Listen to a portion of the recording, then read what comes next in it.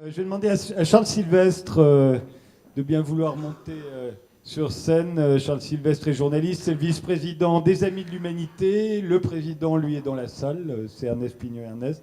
Il est également l'auteur de plusieurs livres sur Jean Jaurès. Charles, en quelques minutes.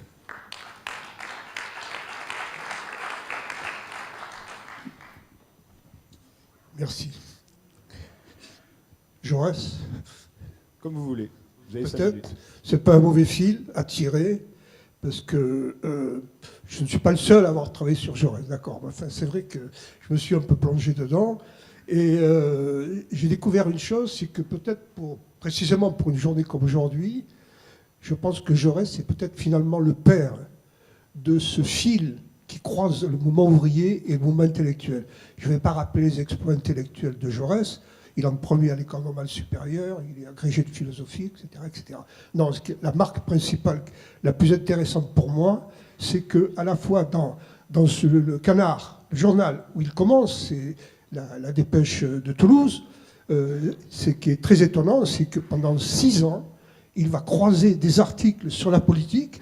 Le premier, d'ailleurs, c'est intéressant, c'est un article qui dénonce le Kaiser en Allemagne, qui a mis en prison Auguste Bebel et Wilhelm Liebknecht parce qu'ils ont protesté contre l'annexion par l'Allemagne de l'Alsace-Lorraine.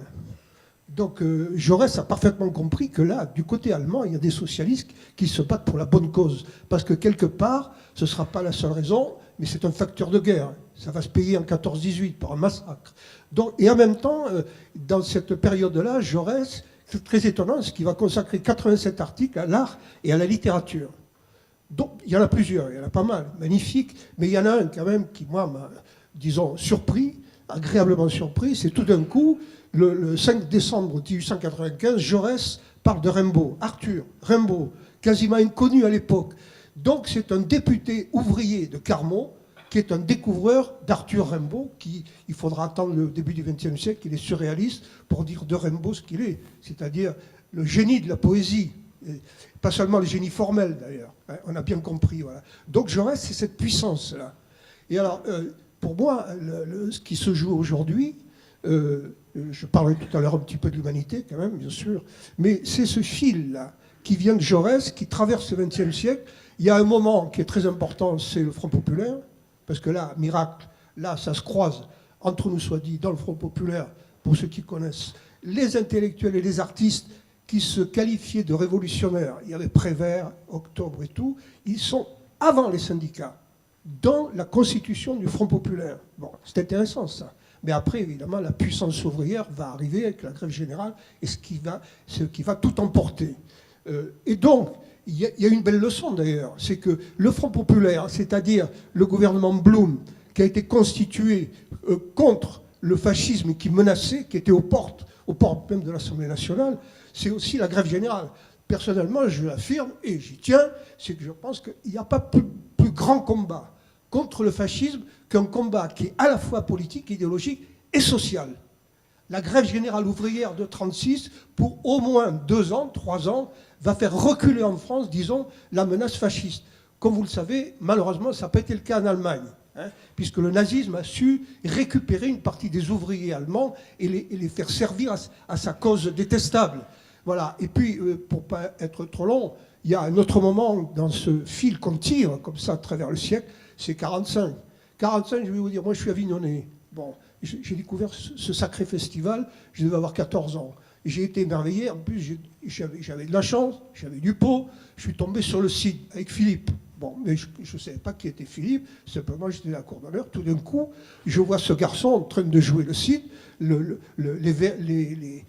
Alexandrins de Corneille et tout, j'en suis resté baba. J'en suis resté baba à vie. Voilà. Donc, soit dit en passant, je pense que la façon dont les acteurs de Villars jouaient, c'est-à-dire d'une façon à la fois lyrique et héroïque, c'est une chose qui a beaucoup marqué, je pense, que les Français. Je ne dis pas qu'il faut retourner à l'Alexandrin, je n'en sais rien, mais en tout cas, je pense que là, il s'est joué quelque chose de très important. Mais Avignon, ce n'est pas que ça. Parce qu'Avignon, quand je me suis replongé dans cette histoire d'Avignon, de Villars, 47, c'est les 70 ans cette année. Je pense qu'on va beaucoup parler à nouveau, je l'espère à Avignon même, dans le festival, de ces 70 ans, parce que vous allez avoir droit aux images iconiques, comme on dit, c'est Philippe, etc. Mais enfin, Philippe, d'accord, c'était le héros de l'époque, c'était le grand charmeur, oui, mais ce qui s'est passé avec Villars en 47, je vous suggère vraiment de vous y intéresser, parce que c'est un homme qui est poète, qui s'appelle René Char, qui va trouver, à un moment donné, Villars. Il a vu Meurtre dans la cathédrale, une œuvre magnifique de résistance, et qui lui dit « Est-ce que vous pourriez venir le jouer dans le Palais des Papes ?» et où il y aura une exposition préparée par Christian Zervos, le marchand d'art, où il y aura Picasso, Braque, etc., etc. Voilà. Villars ne veut pas, puis il accepte. Et pourquoi il accepte? Parce que Char connaît un autre... Char, c'est le capitaine Alexandre. Hein. Bon, il connaît un autre résistant. Il se trouve, coup de chance, là encore, qu'il est maire d'Avignon. Il est maire communiste pendant 2 ans, pas plus. Au bon moment. Bon, il s'appelle Georges Pons, c'est le médecin des pauvres à Avignon. Et donc, ce médecin des pauvres, à Avignon, il n'y a rien dans les caisses. Il lui dit, il faut le faire, parce que nous avons besoin de ça, au sortir de la guerre, de la ruine. Donc, qu'est-ce qu'il fait matériellement pour encourager Villars à dire oui? Il l'envoie chez un autre résistant qui se trouve être le colonel du 7e génie. Bon, à Avignon, une grande caserne, le 7e génie. Il va voir ce colonel qui lui dit ne vous inquiétez pas, la cour d'honneur, on va vous l'équiper. C'est les sapeurs du 7e génie qui, sur ce trou qui était la cour d'honneur, ont construit la scène, ce qui a permis le démarrage. Un autre résistant arrive, lui, qu'est-ce qu'il fait? Il est délégué à Jeunesse et les Sports. Il s'appelle Paul Puot. Il sera un successeur de Villars, d'ailleurs. Puot, il embarque tous ces jeunes, il rafle toutes les chaises des jardins publics d'Avignon. Et il s'installe, quoi? Ben, les chaises pour le public. Le premier festival, qui s'appelait la Semaine d'Art, s'est joué dans un joyeux bordel. C'est tout juste, il y a eu un contrôle des entrées. Ça n'a pas dû faire beaucoup de recettes, mais c'était là, ça y est. C'était parti avec Richard II, Toby et Sarah, la terrasse de midi, donc Shakespeare, donc Claudel, bon, voilà. Donc c'est né de ça. Moi, j'ai tendance à dire, pour m'amuser un petit peu, que finalement, ce festival d'Avignon, grande institution d'aujourd'hui, qui le mérite d'ailleurs, bon, est né en fait d'un complot de la résistance. Char, Pons, le colonel du 7e génie, Puot et tout. Personnellement, je pense que les grands événements culturels sortent aussi souvent d'événements dans la société qui ne sont pas que de la culture. Parce que la résistance, c'était quand même aussi des mitraillettes.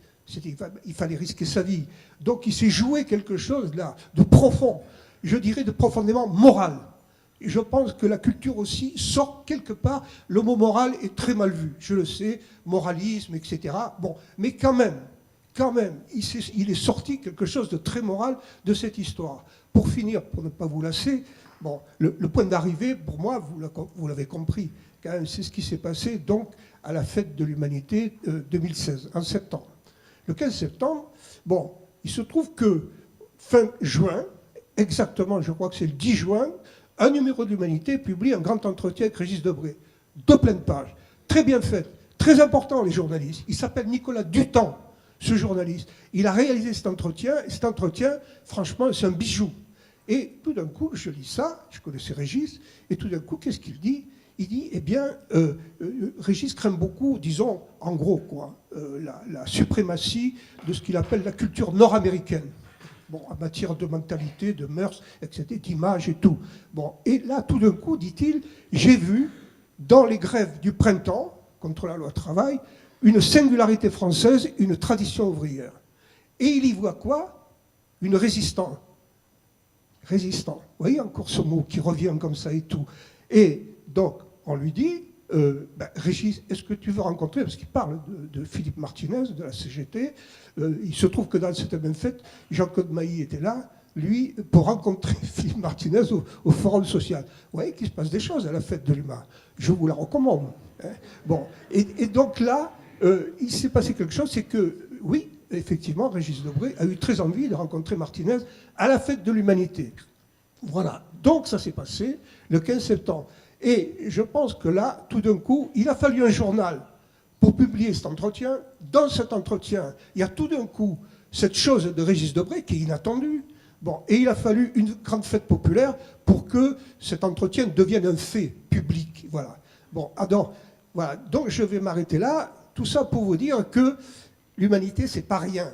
Bon, il est faible, il a moins de lecteurs. Donc certains le croient en train d'expirer. Bon, je ne suis pas de cela, parce que je pense qu'un journal comme ça, qui vient de Jaurès, même s'il est en difficulté, il ne faut pas laisser faire. Voilà. Il faut se battre comme des chiens à un moment donné pour qu'encore un journal, et pas n'importe lequel, disparaisse et aille rejoindre le cimetière des journaux qui ont disparu depuis 1945. Voilà. Il se trouve que, pour moi, ce qui est très intéressant, c'est que c'est inopiné ce qui s'est passé avec Régis Debray. Eh bien, l'inopiné, l'inattendu, a rencontré, si j'ai bien entendu, Philippe Martinez et Jacob Mailly, a rencontré quelque chose qui en fait était attendu. L'inattendu a rencontré de l'attendu. Ça m'intéresse beaucoup. Et je vais m'arrêter là-dessus, simplement pour vous dire que le 25 août 1944, von Choltitz, le général allemand, il rend les armes à deux chefs de la résistance. Un, le général Leclerc, le général légendaire de la 2e DB, qui est entré dans Paris. Bon, et deux, à donc Henri Koltanguy, qui est le chef des FFI-FTP. Le même jour est publiée une ordonnance, c'est le gouvernement du général de Gaulle, où il y a des socialistes, des communistes, voilà, c'est la France du CNR. Bon. Et dans cette ordonnance, qu'est-ce qu'il est dit dans cette ordonnance? La presse n'est pas un instrument d'objet commercial, c'est un instrument de culture. Voilà. Donc, vous voyez, pour nous, pour aujourd'hui, aussi d'avoir cette idée que la presse pourrait être autre chose qu'un joujou entre les mains de milliardaires, comme ça l'est devenu aujourd'hui, et qu'à ce titre, ça vaut la peine un petit peu de se soucier du devenir de l'humanité. Voilà. Donc, c'est là-dessus que je voudrais finir. Bon, ce n'est pas un appel solennel, c'est simplement un petit conseil d'amis. Merci. Merci Charles Sylvestre.